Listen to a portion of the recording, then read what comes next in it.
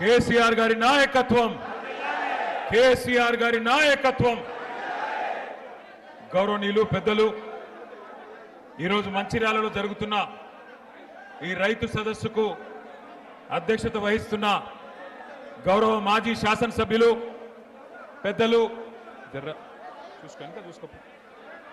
మాజీ శాసనసభ్యులు పెద్దలు, సీనియర్ నాయకులు, స్వయంగా రైతు బిడ్డ శ్రీ నడిపెల్లి దివాకర్ రావు గారు, గౌరవనీయులు మన మంచిర్యాల జిల్లా బీఆర్ఎస్ పార్టీ అధ్యక్షులు సోదరుడు, మొన్ననే సింగరేణి కార్మికుల కోసం పోరాడి 31 రోజులు ప్రభుత్వం మళ్ళీ తిరిగి జైలుకు పంపిస్తే జైలుకైనా పోతా గాని నీకు మాత్రం లొంగేది లేదంటూ మొండిగా పోరాటం చేస్తున్న మన తమ్ముడు చెన్నూరు మాజీ శాసనసభ్యుడు శ్రీ బాల్కా సుమన్ గారు, గౌరవనీయులు పెద్దలు మాజీ మంత్రివర్యులు అన్న మీ అందరికీ సుపరిచితులు, సింగరేణి కార్మిక లోకానికి ఆప్తులు శ్రీ కొప్పుల ఈశ్వరన్న గారు, గౌరవనీయులు మాజీ మంత్రివర్యులు పెద్దలు, మొన్ననే ఇక్కడ 4 రైతులు చనిపోతే దివాకర్ రావు గారు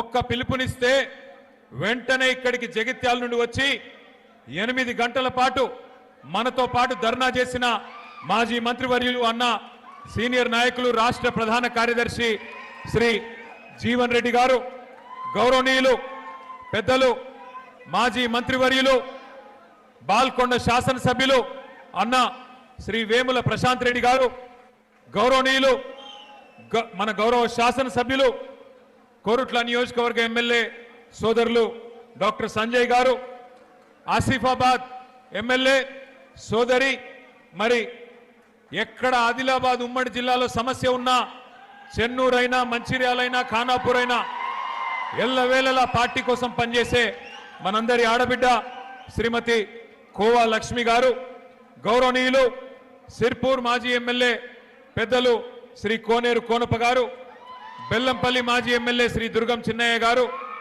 గౌరవనీయులు మీ అందరికీ సుపరిచితులు, ఈరోజు మంచిర్యాల నియోజకవర్గంలోనే గాను చెన్నూరు నియోజకవర్గంలో కూడా, అదేవిధంగా హైదరాబాద్లో కేసీఆర్ గారితో అత్యంత సన్నిహితంగా ఉండే ఫిలిం డెవలప్మెంట్ కార్పొరేషన్ మాజీ అధ్యక్షులు సోదరులు శ్రీ పుష్కూర్ రామ్మోహన్ రావు గారు, గౌరవనీయులైన వేదికపైన ఆసీనులైన మా మాజీ మంత్రివర్యులు అన్నగారు ఆదిలాబాద్ మాజీ శాసనసభ్యులు శ్రీ జోగు రామన్న గారు, గౌరవనీయులు చొప్పదండి మాజీ ఎమ్మెల్యే సుంకె రవిశంకర్ గారు, మాజీ శాసన మండలి సభ్యులు పార్టీ ప్రధాన కార్యదర్శి ఆదిలాబాద్ ఇన్ఛార్జ్ శ్రీ నారదాసు లక్ష్మణ్ రావు గారు, అట్లాగే ఇంకా మన పెద్దపల్లి మాజీ శాసనసభ్యులు శ్రీ దాసరి మనోహర్ రెడ్డి గారు, ఖానాపూర్ నియోజకవర్గ బాధ్యులు సోదరులు శ్రీ బుక్యా జాన్సన్ రాథోడ్ గారు, అదేవిధంగా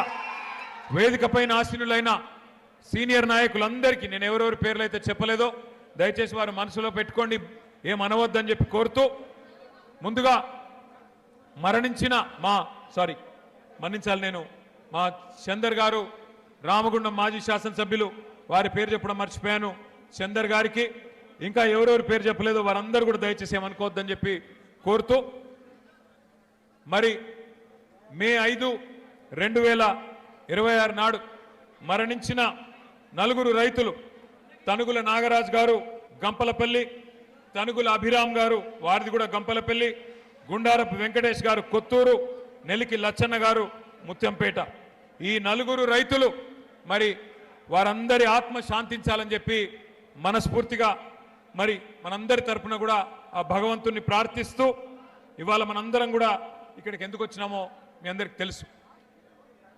కాంగ్రెస్ తెచ్చిన కరువుతో, కాలం తెచ్చిన కరువుతో కాదు, కాంగ్రెస్ బలవంతంగా మన మీద రుద్దుతున్న కరువుతో రైతాంగం అల్లాడుతున్నా, పంటలు పండక, వేసిన విత్తనాలు మొలకెత్తక, పుట్టెడు దుఃఖం వెంటాడుతున్నా, అన్ని దిగముంగికొని ఇక్కడికి తరలి వచ్చిన మా రైతన్నలందరికీ శిరస్సు వంచి హృదయపూర్వకంగా నమస్కారం చేస్తా ఉన్నా. అట్లాగే మీ అందరికీ తెలుసు, మే 5, 2026 నాడు మంచిర్యాలలో జరిగింది రైతు సోదరులకు ఒక మహా విషాదం.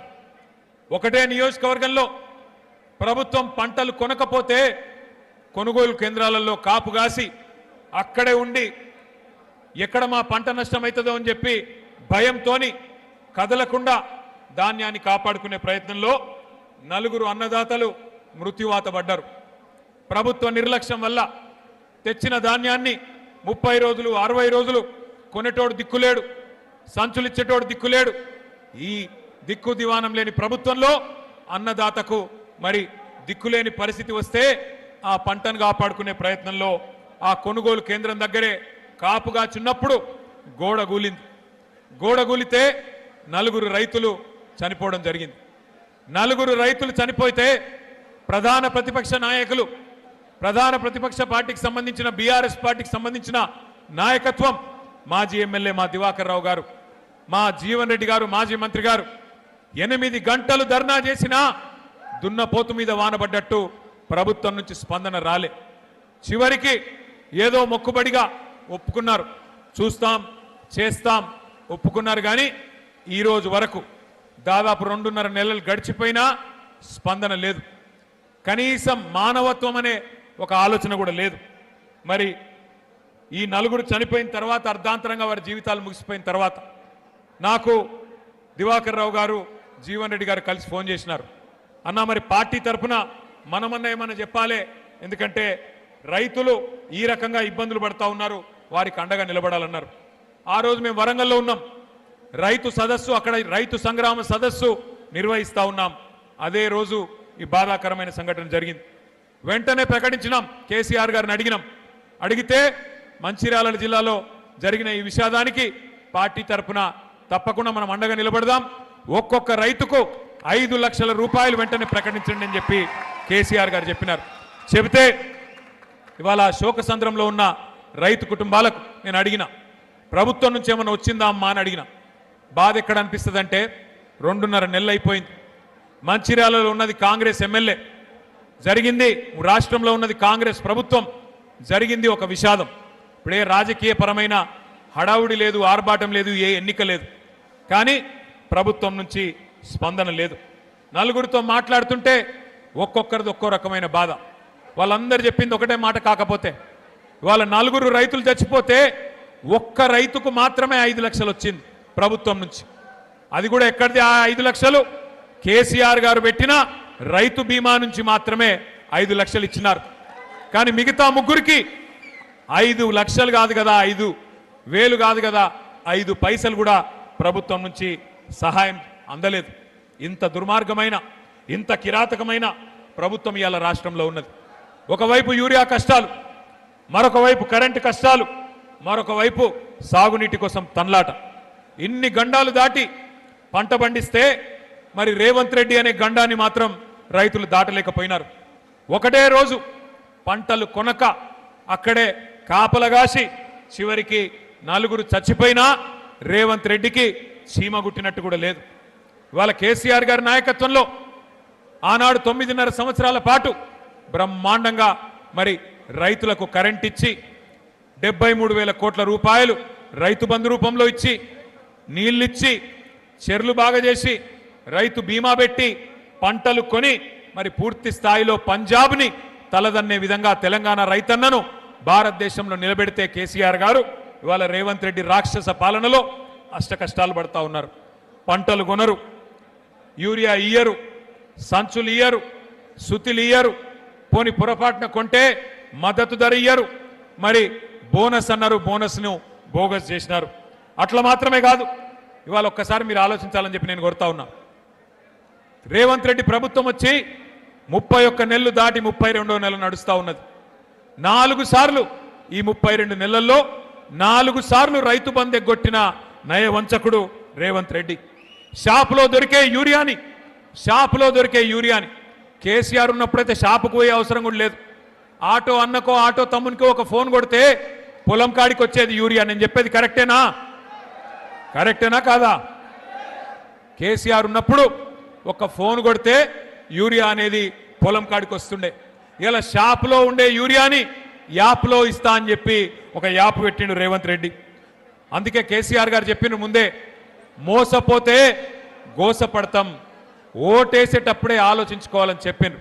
కానీ మంచిర్యాలలో మరి ఏ కారణమైతేనేమి మరి ఆ రోజు కాంగ్రెస్ వస్తే ఏమో జరుగుతుంది ఏమో ఒరుగుతుంది అని మంచిర్యాల రైతన్నలు మరి కాంగ్రెస్ పార్టీకి ఓటేసింది.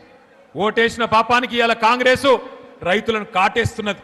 ఒక పాములాగా ఇవాళ సొంత పిల్లల్ని పాము ఎట్లయితే తింటదో అట్లా ప్రభుత్వాధినేతగా ఉన్న రేవంత్ రెడ్డే ఈ రాష్ట్రంలో రైతులకు చెప్పలేని కష్టాలు పెడుతున్నాడు.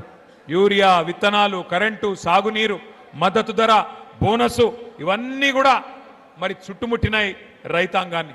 ఇవాళ పరిస్థితి ఎట్లా ఉన్నది అంటే నీళ్లు ఉండి అంగట్లో అన్నీ ఉన్నా అల్లున్నోట్లో శని ఉన్నదట అని ఎవరో వెనకటికి ఎవరో అన్నారు. గట్లున్నది ఇవాళ పరిస్థితి. కళ్ళ ముంగట్నే గోదావరి కనబడుతున్నది, కళ్ళ ముంగట్నే గోదావరి వారుతున్నది, పైకెళ్ళి ప్రాణహిత బ్రహ్మాండంగా పరవలు పెడుతున్నది. అంగట్లో అన్నీ ఉన్నా అల్లుడి నోట్లో శని అన్నట్టు పరిపాలించే పాలకుడికి సోయిలేని తనం వల్ల ఇవాళ కాళేశ్వరం అనే ప్రాజెక్టు కరువుకు పరిష్కారం లాంటి ప్రాజెక్టు కేసీఆర్ గారి కట్టిపోతే దాన్ని ఇవాళ ఇష్టం లేకుండా ఇష్టం లేదు కాబట్టి ఎక్కడ కేసీఆర్ గారికి పేరు వస్తుందేమో అన్న భయంతోని కాళేశ్వరం ప్రాజెక్టులో ఒక్క మేడిగడ్డ బ్యారేజ్లో 2 పిల్లర్లు కుంగితే ఇవాళ మొత్తం కాళేశ్వరమే కూలిపోయిందని చిల్లర ప్రచారం చేస్తా ఉన్నాడు రేవంత్ రెడ్డి. కానీ ఎక్కడ తన దొంగతనం బయటపడుతుందో, ఎక్కడ కాళేశ్వరం మంచిగానే ఉన్నది, కన్నెపల్లి కాడ మోటార్లు మంచిగానే ఉన్నాయి, నీళ్లు మంచిగానే పోతున్నాయి, పంపులు చాలు చేస్తే నీళ్లు బ్రహ్మాండంగా పైకి ఎల్లంపల్లి దాకా వస్తాయి. మరి అక్కడ దాకా నీళ్లు వచ్చినాయంటే నిన్నటిదాకా నువ్వు చెప్పిన మాటలు ఫాల్తూ మాటలు అని చెప్పి ప్రజలు అంటారనే భయంతోని పంపులు చాలు చేస్తలేడు రేవంత్ రెడ్డి. నిజానికి కాళేశ్వరం ఒక అద్భుతమైన ప్రాజెక్ట్. మీకు ఒక్క నిమిషం ఇక్కడ మధ్యలో నిలబడ్డలు కులవడం రాయా మీరు ఎందుకు కూర్చోని, ఎందుకయా మీరు అడ్డం అంతా కూర్చోని, అప్పుడే కూర్చోని, ఆ స్క్రీన్ కట్టం కూడా వరకు కూర్చోండి, నువ్వు కూడా ఇట్రా కూర్చోండి, దయచేసి కూర్చోండి, కూర్చోండి అమ్మా కూర్చోండి. మీకు ఒక్క నిమిషంలో కాళేశ్వరము ఏ రకంగా మరి కన్నెపల్లి నుంచి నీళ్లు తీసుకోవచ్చో మీకు ఒక్క నిమిషంలో నేను చూపెట్టే ప్రయత్నం చేస్తా. మేడిగడ్డ బ్యారేజ్తో సంబంధం లేకుండా మరి ఎట్లా కన్నెపల్లి నుంచి ఎల్లంపల్లికి నీళ్లు తేవచ్చు, ఎల్లంపల్లి నుంచి పై దాకా హైదరాబాద్ దాకా ఎట్లా నీళ్లు తీసుకుపోవచ్చో ఒక్క నిమిషం ఆ వీడియో ప్లే చేయమని చెప్పి మా తమ్ములను కోరుతా ఉన్నా. ఒక్కటే కాదు, బ్యారేజీలు, రిజర్వాయర్లు, పంప్ హౌస్లు, సబ్ స్టేషన్లు, టన్నెల్స్, గ్రావిటీ కాల్వల సమాహారం కాళేశ్వరం ప్రాజెక్ట్. గోదావరి నీటిని ఒడిసి పట్టి బృహత్తర ప్రణాళిక. కాళేశ్వరం రిజర్వాయర్ల ద్వారా కరువు తీరా నీళ్లను వాడుకునే భగీరథ సంకల్పం. మేడిగడ్డ వద్ద మొదలైన కాళేశ్వర జలధార దశల దశలుగా తెలంగాణ బీడు భూములను తలుపుతుంది. లింక్ 1 కింద 100 మీటర్ల ఎఫ్ఆర్ఎల్ ఉన్న మేడిగడ్డ బ్యారేజీలో 16.17 టీఎంసీల నీటిని నిల్వ చేయొచ్చు. కన్నెపల్లి పంప్ హౌస్ దగ్గర గోదావరి నీటి మట్టం 93.5 మీటర్లు ఉన్నప్పుడు మేడిగడ్డ బ్యారేజ్ గేట్లను మూసివేయాల్సిన అవసరం లేకుండానే 17 మోటార్లతో నీటిని లిఫ్ట్ చేసి జయశంకర్ భూపాలపల్లి జిల్లాలోని అన్నారం బ్యారేజీకి పంపించేయవచ్చు.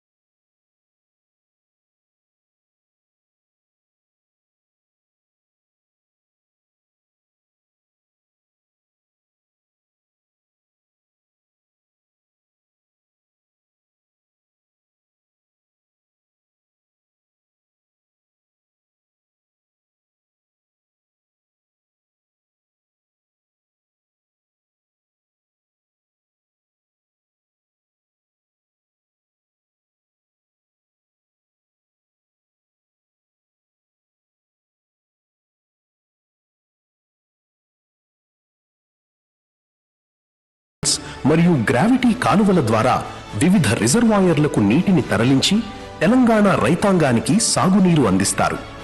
కాళేశ్వరం తెలంగాణ ప్రాణేశ్వరం. కాళేశ్వరం అంటే మేడి. వాస్తవం ఏంది అంటే దయచేసి కూర్చోండి, ఎవరు లేవకండి దయచేసి, ఇంకా వీడియోలు ఉన్నాయి, ఆగండి. వాస్తవం ఏంది అంటే పైకెళ్ళి నీళ్ళు వస్తున్నాయి, కిందికి గోదావరి నుంచి కిందికి నీళ్లు పోతున్నాయి. ఒక్క నిమిషం మీ అందరికి తెలవాలి కాబట్టి చెప్తున్నా. తెలంగాణ భౌగోళికంగా ఎట్లుంటుంది అంటే ఇట్లా ఒక గుడిసె తిరుగుంటుంది, ఒక గుడిసె తిరుగుంటుంది తెలంగాణ రాష్ట్రం. ఒక వరుసకెళ్ళి కిందికెళ్ళి 80 మీటర్ల మీదకెళ్ళి గోదావరి పోతుంది, 80, 90, 100 మీటర్ల మీదకెళ్ళి. ఇంకో వరుసకెళ్ళి ఇంకో దిక్కుకెళ్ళి కృష్ణా నది 120, 130 మీటర్ల మీదకెళ్ళి కృష్ణా నది పోతుంది. ఆడికెళ్ళి పైకి నీళ్లు తీసుకుపోవాలి, ఎందుకంటే భూములన్నీ పైన ఉన్నాయి, నదులు కింద ఉన్నాయి. అందుకోసమే కేసీఆర్ గారు కాళేశ్వరం అనే ప్రాజెక్టును డిజైన్ చేసిండు. మరి కాళేశ్వరం అనే ప్రాజెక్టు యొక్క గొప్పతనం ఏంది అంటే ఇళ్ళకెళ్ళి నీళ్లు 3 రకాలుగా తీసుకోవచ్చు. ఇప్పుడు మీ ఎల్లంపల్లె ఉంది, ఇక్కడ ఎల్లంపల్లి నుంచి నీళ్లు పైకి తీసుకొని పోవాలంటే దీనిలో 3 మార్గాలు ఉన్నాయి. మొత్తం కాళేశ్వరం అంటే ఒక బ్యారేజీ కాదు, ఒక రిజర్వాయర్ కాదు. కాళేశ్వరం అంటే 3 బ్యారేజీలు, మేడిగడ్డ, అన్నారం, సుందిల్లా. కాళేశ్వరం అంటే 15 రిజర్వాయర్లు, 19 పంప్ హౌజులు, 21 సబ్ స్టేషన్లు, 100 కిలోమీటర్ల సొరంగ మార్గాలు, 1000 కిలోమీటర్ల ప్రవాహ కాలువలు. మొత్తం కాళేశ్వరం ప్రాజెక్టులో 100 భాగాలుంటే అందులో 1 భాగం మేడిగడ్డ బ్యారేజ్. ఆ మేడిగడ్డ బ్యారేజ్లో కూడా 85 పిల్లర్లుంటే 2 పిల్లర్లు కుంగిన మాట వాస్తవం. మరి ఇవాళ ఈ రాష్ట్ర ప్రభుత్వం చేస్తున్న దుర్మార్గమైన విషయం ఏంటి అంటే మేడిగడ్డ బ్యారేజ్కు కన్నెపల్లి పంప్ హౌస్కు 18.5 కిలోమీటర్ల అంతరం ఉన్నది. మేడిగడ్డ మీదికి, అదే గోదావరి నది మీద మేడిగడ్డ మీదికి మరి 18.5 కిలోమీటర్ల మీద కన్నెపల్లి పంప్ హౌస్ ఉన్నది. అక్కడ కన్నెపల్లి పంప్ హౌస్ కాడ మోటార్లు మంచిగానే ఉన్నాయి, 17 మోటార్లు. మరి ఆడికెళ్ళి 3 టీఎంసీల నీళ్లు రోజుకి ఎత్తిపోయొచ్చు. 3 టీఎంసీల నీళ్ళు అంటే మీరు హైదరాబాద్కి వచ్చినప్పుడు ట్యాంక్ బండ్ చూసే ఉంటారు, హుసేన్ సాగర్లో పట్టేది 1 టీఎంసీ. అంటే రోజుకు 3 హుసేన్ సాగర్లలో పట్టేటన్ని నీళ్లు ఈడికెళ్ళి గుంజతందుకు మోటార్లు, అద్భుతమైన బాహుబలి మోటార్లు కేసీఆర్ గారు పెట్టించింది. ఇలా నేనో మీరో చెప్తలేం, రిటైర్డ్ ఇంజనీర్లు చెప్తున్నారు, ఇప్పుడు సర్వీస్లో ఉన్న ఇంజనీర్లు చెప్తున్నారు. ఏమని చెప్తున్నారు? ఇవాళ కన్నెపల్లి కాడ 94.5 మీటర్ల మీదకెళ్ళి నీళ్లు పోతున్నాయి. అక్కడ 93.5 మీటర్ల దానికి నీళ్లుంటే పంపులు చాలు చేయొచ్చు. మేడిగడ్డ బ్యారేజు అట్లాగే దాన్ని ముట్టకుండా, దాన్ని కనీసం ఏమనకుండా, అక్కడికి ఏం డేంజర్ లేకుండా మీరు నీళ్లు ఎత్తిపోయొచ్చు. ఒకటేసారి అన్నారం, సుందిల్లా, మేడిగడ్డ దగ్గర ఉన్న 3 పంప్ హౌజులు ఒకటేసారి సైమల్టేనియస్గా అంటే సమాంతరంగా సమన్వయంతో నడిపితే బ్రహ్మాండంగా ఎల్లంపల్లికి ఎన్ని నీళ్లు కావాలంటే అన్ని నీళ్లు, రోజుకు 3 టీఎంసీల చొప్పున ఎన్ని నీళ్లు కావాలంటే అన్ని నీళ్లు ఎత్తిపోయవచ్చు అని నేను చెప్తలేను, రిటైర్డ్ ఇంజనీర్ల బృందం, శ్యామ్ ప్రసాద్ రెడ్డి గారి బృందం చెప్తున్నది. ఇవాళ ఎల్లంపల్లిలో 7 టీఎంసీల నీళ్లు మాత్రమే ఉన్నాయి. నిన్న భగవంతుడు కరుణించి వాన పడ్డది, వాన పడాలనే మొక్కుదాం. కానీ కాళేశ్వరం యొక్క గొప్పతనం ఏంది అంటే బాగా వర్షం పడ్డది అనుకోండి, పైన మహారాష్ట్రలో బాగా వర్షం పడ్డది, ఎక్కువ వర్షం వచ్చింది అనుకో, ఎస్ఆర్ఎస్పి మొత్తం నిండుతుంది, నిండి 2 దిక్కుల పొంగుతుంది. ఇటు కడెం మీదకెళ్ళి ఎల్లంపల్లికి నీళ్ళు వస్తాయి, ఇంకో దిక్కు వరద కాలువ నుంచి బ్రహ్మాండంగా మనకు డైరెక్ట్గా మిడ్మానేర్కి నీళ్ళు వస్తాయి. బాగా వర్షం పడితే ఒక మోస్తరుగా వర్షం పడ్డది, సాధారణంగా పడ్డది అనుకో, అప్పుడు కూడా మనం ఇక్కడికి ఎల్లంపల్లి నుంచి ఇట్లా పైకి నీళ్లు లిఫ్ట్ చేసుకోవచ్చు. 2వ మార్గం. 3వ మార్గం, ఎక్కువ వర్షం పడితే ఫ్లడ్ ఫ్లో నుంచి మిడ్మానేర్కి నీళ్ళు తీసుకుపోవచ్చు. మామూలుగా వర్షం పడితే ఎల్లంపల్లి నుంచి తీసుకోవచ్చు.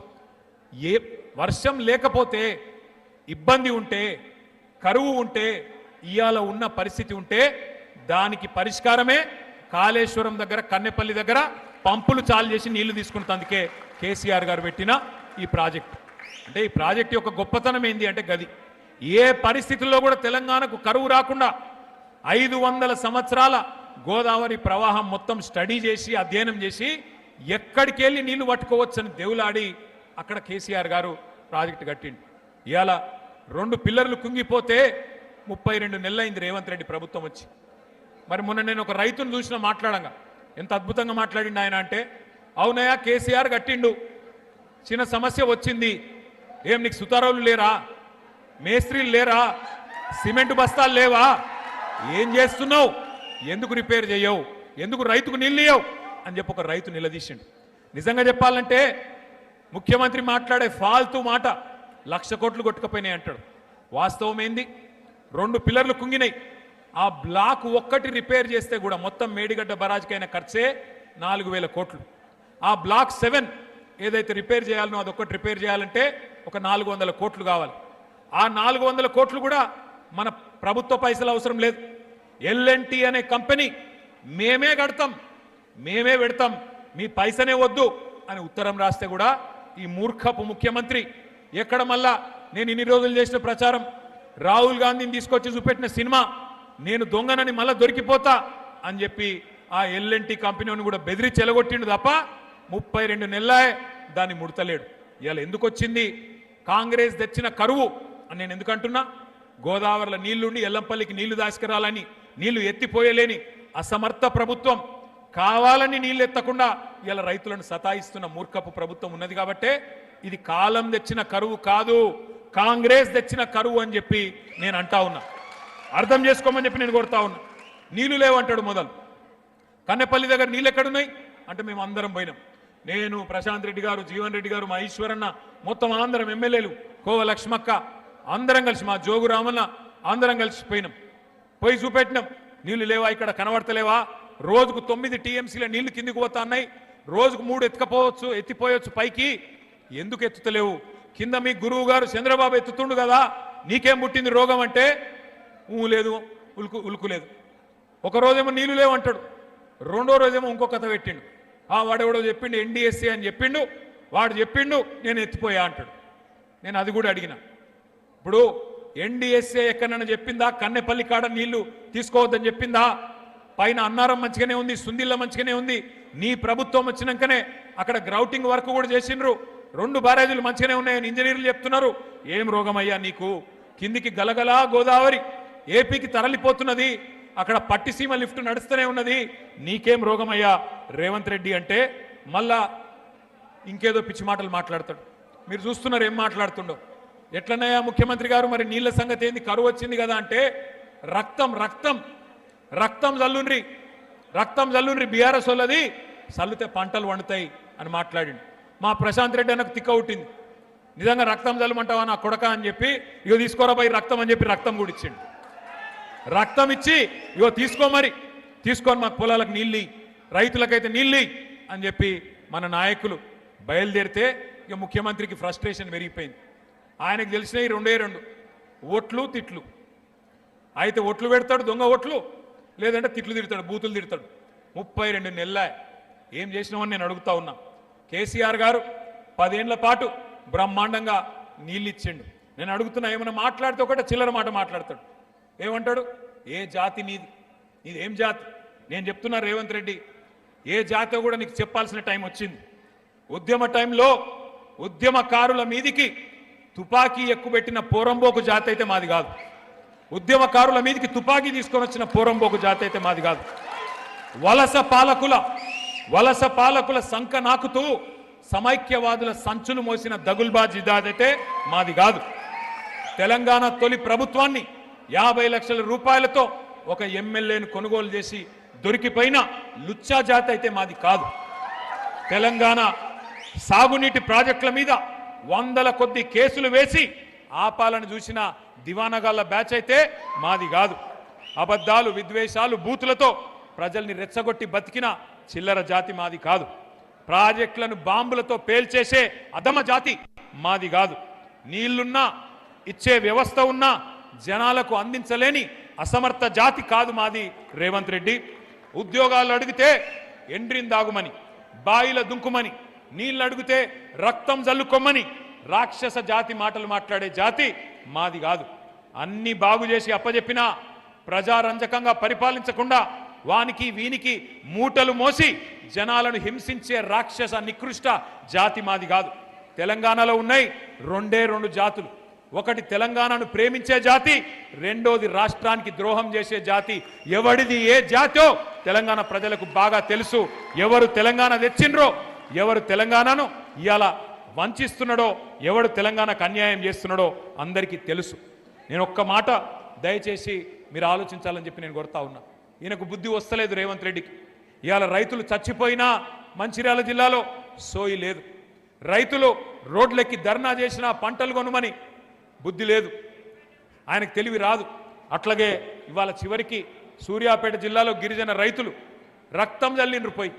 రేవంత్ రెడ్డి చెప్తుండు కదా, పంట పొలాల మీద రక్తం జల్లుమంటుండు కదా, మేము రక్తం జల్లుతామని రక్తం జల్లితే కూడా ఈ ముఖ్యమంత్రి మనసు కరుగుతలేదు. అట్లాంటి పరిస్థితి ఇవాళ రాష్ట్రంలో ఉన్నది. 4 సార్లు రైతు బంధు ఎగ్గొట్టిండి ఇప్పటికి 4 సార్లు. ఒక్కసారి దయచేసి నేను మీకు గుర్తు చేయదలుచుకున్నా. ఆ రోజు ఏం చెప్పిండు రాహుల్ గాంధీ అంటే ఆయన వచ్చిండు వరంగల్కు, వచ్చి ఏం డైలాగులు కొట్టిండు, మా కాంగ్రెస్ గుద్దుండ్రి మంచిర్యాలోళ్ళు మీకు ఇది చేస్తాం అది చేస్తాం అని రైతులకు ఏమేం కళ్ళబొల్లి కబుర్లు చెప్పిండో ఒక్కసారి మీరు చూడాలని చెప్పి కొడతా ఉన్నా, ఆ వీడియో ప్లే చేయాలని చెప్పి మనోళ్ళని కొడతా ఉన్నా.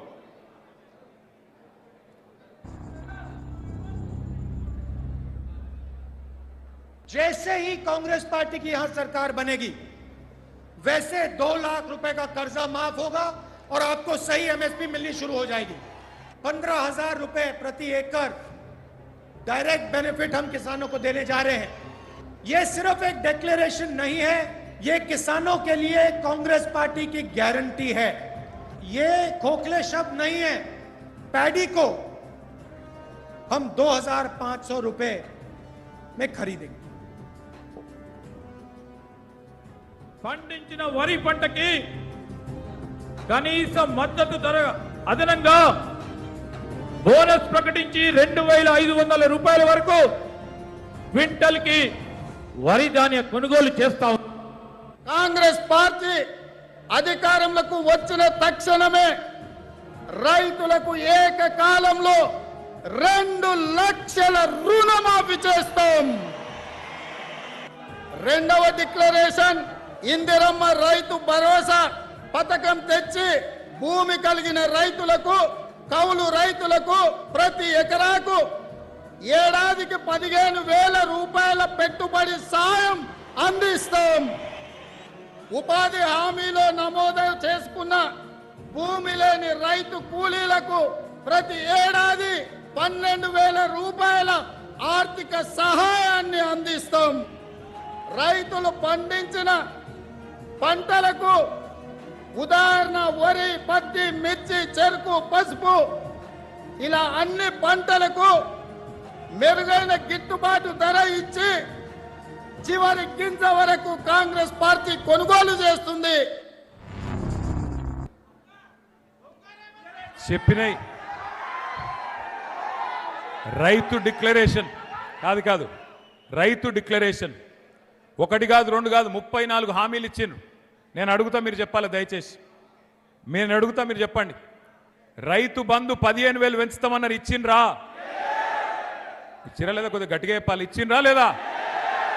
2 లక్షల రుణం మాఫీ చేస్తా అన్నాడు, చేసిండా? కౌలు రైతులకు రైతు బంధు ఇస్తా అన్నాడు, ఇచ్చిండా? రైతు కూలీలకు రైతు భరోసా ఇస్తాడు, ఆత్మీయ భరోసా ఇచ్చిండా?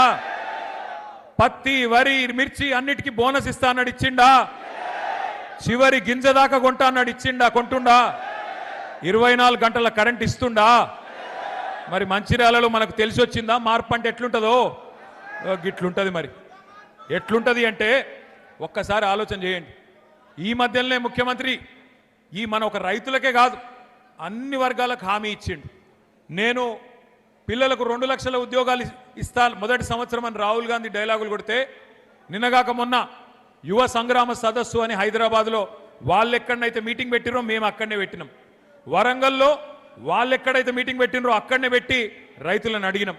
నిన్నగాక మొన్న పిల్లల్ని అడిగినాం 2 లక్షల ఉద్యోగాలు వచ్చినాయని. వాళ్ళైతే ఎట్లా మాట్లాడిరో మనం మీరు చూసే ఉంటారు. ఆడపిల్లలు ఎట్లా మాట్లాడిరో కూడా మీరు చూసే ఉంటారు. చూసినరా లేదా? ఎక్కడన్నా రేవంత్ రెడ్డి దొరికితే పొరపాటున పొట్టు కొట్టేటట్టున్నారు. గట్లాంటి పరిస్థితి ఉన్నది ఇలా రాష్ట్రంలో. అందుకే నేను అంటా ఉన్నా, 1 కాదు 2 కాదు, రాష్ట్రంలో అందరినీ ముంచిండు, అందరినీ మోసం చేసిండు, ముసలోళ్ళని మోసం చేసిండు. కేసీఆర్ ముసలమ్మకో ముసలయ్యకో 2,000 పెన్షన్ ఇస్తుండు. అక్క నవంబర్లో తీసుకుంటే 2,000, అక్క డిసెంబర్లో అయితే 4,000 అన్నడా లేదా? నవంబర్లో 2,000, డిసెంబర్లో 4,000. ఇంటికాడ బిచ్చపోలు అడుక్కుంటారు చూడు, అక్క అమ్మ అని అట్లా అడుక్కున్నాడు. ఆడుకుంటే నిజమేనేమో అని నమ్మి ఓట్లు వేసింది. 4,000 అన్నాడు. అత్తకు 4,000, కోడలకు 2,500 అన్నాడు, ఇచ్చిండా? ఇప్పుడు అత్తకోడల పంచాయతీలు చాలైనాయి. 4,000, 2,500 గురించి అట్లాంటి పరిస్థితి. ఏదయా మరి నిరుద్యోగ భృతి పిల్లలకు చెప్తే 40 లక్షల మందికి 4,000 ఇస్తా అంటే నెలకు ఏమైనా 4,000 అంటే సడి లేదు, సప్పుడు లేదు. రైతులకు 15,000 ఏమో ఇస్తానో ఎడవైంది అంటే మాట్లాడాడు. కౌలు రైతుల సంగతి ఏందే బాగా నరికితివి కదా అంటే మాట్లాడాడు. రైతు కూలీలు, పొలం లేనోళ్ళు, వాళ్ళ సంగతి ఏంది, వాళ్ళకు కూడా చెప్తివి కదా నెలకు 1000 రూపాయలని, వాళ్ళ సంగతి ఏంటంటే కుయ్యి లేదు కయ్యి లేదు. ఈ మధ్యన కొత్త రాగం నేర్చుకున్నాడు ఒకటి రేవంత్ రెడ్డి. ఏమంటుండే ఎరికేనా, ఎంత కండలు తిరిగిన పైల్వానైనా 3 నెలలనే పిల్లలు పుట్టిస్తాడే. 3 నెలల పిల్లలు పుట్టరు అనేది మనకు ముఖ్యమంత్రి గారు చెప్పారన్నట. సరే మాకు తెలియకపాయే, మాకు పెళ్ళిళ్ళు కాలేదు, మాకు పిల్లలు లేరు, మాకు తెలియదా. సరే రేవంత్ రెడ్డి నువ్వు చెప్పింది కరెక్టే అనుకుందాం, 3 నెలల పిల్లలు పుట్టరు కరెక్టే. మరి 32 నెలల పిల్లలు పుట్టకపోతే నిన్నేమని పిలవాలే, ఏమనాలి నిన్ను? శాతగానుడు అనాలనా, ఏమనాలి? నేనేమనలేదురా భయ్, మీరే అంటారు. నేను ఒక్కటే అంటున్నా, ఈ బట్టెవాజ్ ముఖ్యమంత్రి, ఈ దగాకోర్ కాంగ్రెస్ వీళ్ళను ఉరికిచ్చి కొడితే తప్ప మంచిర్యాలలో రేపు మనకు మళ్ళీ రైతు ప్రభుత్వం రాదు. గుర్తుపెట్టుకోండి, తెలంగాణలో మళ్ళీ రైతు ముఖంలో చిరునవ్వు చూడాలి అంటే, తెలంగాణలో మళ్ళీ రైతన్న కళ్ళల్లో ఆనందం చూడాలి అంటే, తెలంగాణలో ఏ రైతు చనిపోయినా, ఏ రైతు మరి కుటుంబానికి ఏమైనా ఒక పెద్దన్నలాగా కేసీఆర్ గారు మళ్ళీ తిరిగి వస్తే తప్ప ఈ రాష్ట్రంలో మళ్ళీ మంచి రోజులు రావు. అందుకే దయచేసి నేను చెప్పేది మీ అందరితో ఒకటే, 30 నెలలు గోసపడ్డాం, 31 నెలలు గోసపడ్డాం, ఇంకా మిగిలింది 29 నెలలు మాత్రమే. 29 నెలలు మాత్రమే. ఈ సినిమా అయిపోయింది, ఇంటర్వెల్ దాకా చూసేసినాం, ఇంటర్వెల్ వరకు తెలిసిపోయింది సినిమాలో ఏమీ లేదు, తిట్లు తప్ప బూతులు తప్ప ఏమీ లేదు, వీళ్ళతో అయ్యేదేం లేదు. సెకండ్ హాఫ్లో కూడా ఇంటర్వెల్ అయిపోయినాక సెకండ్ హాఫ్ ఉంటుంది కదా, అందులో కూడా వీళ్ళతో ఏమి కాదు, ఊదు కాలది పీరి లేవది. ఎందుకంటే వీళ్ళతో ఏమి కాదు, వీళ్ళకి చేత కాదు, గివే తిట్లు, లేదంటే ఒక 4 కేసులు పెడతారు. మీ ఎమ్మెల్యే కేసులు పెట్టుడు తెలుసు, రేవంత్ రెడ్డి కూడా గదే తెలుసు. కేసులు పెట్టాలి, పోలీసులను అడ్డం పెట్టుకోవాలి, ఎన్ని రోజులు బతుకుతావు అట్లా? అందుకే నేను అంటున్నా, ఇన్ని రోజులు కష్టపడ్డా మా తమ్ముళ్లకు చెల్లెళ్లకు నేను ఒక్కటే మాటిస్తున్నా, మంచిర్యాలలో మిమ్మల్ని ఎవడెవడైతే సతాయిస్తుండో పేర్లు రాసి పెట్టుకోండి, పేర్లు రాసి పెట్టుకోండి. ఎవరిని వదిలిపెట్టే సమస్యనే లేదు, ఏ ఒక్కరిని కూడా వదిలిపెట్టే సమస్య లేదు. నేను కేసీఆర్ గారి లాగా మంచోని కాదు, నేను అంత మంచోని అయితే కాదు. రేపు గ్యారంటీ నేను చెప్తున్నా, మీకు గ్యారంటీ నేను చెప్తున్నా, ఇంకొక 28 నెలల తర్వాత తిరిగి కేసీఆర్ గారు ఈ రాష్ట్రానికి ముఖ్యమంత్రి అయి తీరుతారు. 600 తెలంగాణ ప్రజల ఆశీర్వాదంతో మళ్ళీ తెలంగాణ తెచ్చిన నాయకుడే ఈ రాష్ట్రానికి నాయకత్వం వహిస్తాడు. ఆ రోజు ఈ రోజు ఎవరైతే తోకలూపుతున్నారో అధికారులు, వాళ్ళకి నేను చెప్తున్నా, ముఖ్యంగా పోలీసు వాళ్ళు, డ్యూటీ చేయండి కానీ అతి చేయకండి. ఎవరెవరు అతి చేస్తుండ్రో గుర్తు పెట్టుకుంటాం, మిత్తితో సహా. నువ్వు రిటైర్ అయిపోయినా మిత్తితో సహా తీసుకొచ్చే బాధ్యత నాది, మిత్తితో సహా తిరిగిచ్చే బాధ్యత నాది. ఒకవేళ మేము రిటైర్ అయిపోతున్నాం లేదా మేము పారిపోతామంటే 7 సముద్రాల అవతల దాక్కున్నా గుంజుకొచ్చి ప్రజల ముంగట నిలబెట్టే బాధ్యత నాది. దయచేసి నేను కోరుతా ఉన్నా, ఈ దుర్మార్గ రాక్షస ప్రభుత్వానికి అండగా నిలబడకండి, కరెక్ట్ కాదు. ఇవాళ ఉండే ఎమ్మెల్యే ఇవాళ ఉంటాడు, రేపు పోతాడు, కానీ ప్రజలు ఇక్కడనే ఉంటారు, రైతులు ఇక్కడనే ఉంటారు, మా తమ్ముళ్ళు ఇక్కడనే ఉంటారు. పోరాటం ఒడిచిపోదు. ఢిల్లీలో చూస్తున్నారు మీరు, ఎవరు పిలిచినరా పిల్లల్ని? ఢిల్లీలో వేల మంది పిల్లలు నిన్న పార్లమెంటు ముందు ఏ రకంగా ప్రభుత్వాన్ని గడగడ వణికించినరో మీరే చూస్తా ఉన్నారు. తెలంగాణను తిరిగి రెచ్చగొడితే ఉద్యమ సమయంలో ఎట్లయితే ఉడికిపోయిందో ఈ కాంగ్రెస్ను బీజేపీని తరిమి కొట్టేదాకా మళ్ళీ కేసీఆర్ గారి నాయకత్వంలో ఉడుకు నెత్తురుతో ఉన్న మా తమ్ముళ్ళు, రక్తం సలసల మరుగుతున్న మా రైతులు తిరగబడితే ఒక్క నాయకుడు, ఒక్క ఎమ్మెల్యే, ఒక్క ఎమ్మెల్సీ కూడా మీరు ఊళ్ళల్లో తిరగలేరనే మాట కూడా నేను హెచ్చరిస్తూ, ఇకనైనా మంచిర్యాల ఎమ్మెల్యే గారు కూడా తన వరుస మార్చుకోవాలి, పద్ధతి మార్చుకోవాలి. ప్రజలకిచ్చిన హామీలు నిలబెట్టు, 6 గ్యారెంటీల గురించి మాట్లాడు, 420 హామీల గురించి చెప్పు. ఎస్సీలు, ఎస్టీలు, బీసీలు అడుగుతున్నారు నిన్ను, ఏమాయ మీరు ఇచ్చిన హామీలు, ఏమాయ నువ్వు చెప్పిన 420 హామీలు? పోయి మీ ముఖ్యమంత్రిని పట్టుకో, ఈ పని చేయి, ఈ పని చేయి అని ప్రజల కోసం మంచి చేయించే ప్రయత్నం చేయించు. అంతేగాని బీఆర్ఎస్ నాయకులను శోభబెట్టే ప్రయత్నం చేస్తే వదిలిపెట్టమని చెప్పి మళ్ళొక్కసారి విజ్ఞప్తి చేస్తూ, ఈరోజు మరణించిన తనుగుల నాగరాజు గారు, తనుగుల అభిరామ్, గుండారపు వెంకటేష్, నెలికి లచ్చన్న వారి కుటుంబాలకు ఇవాళ కేసీఆర్ గారు అండగా ఉన్నందుకు ఒకసారి గట్టిగా కేసీఆర్ గారికి చప్పట్లతో మనందరం అభినందనలు చెప్తాం. తప్పకుండా భవిష్యత్తులో ఏ కార్యకర్త కష్టం వచ్చినా అండగా ఉంటామని మళ్ళొక్కసారి తెలియజేస్తూ, జై తెలంగాణ.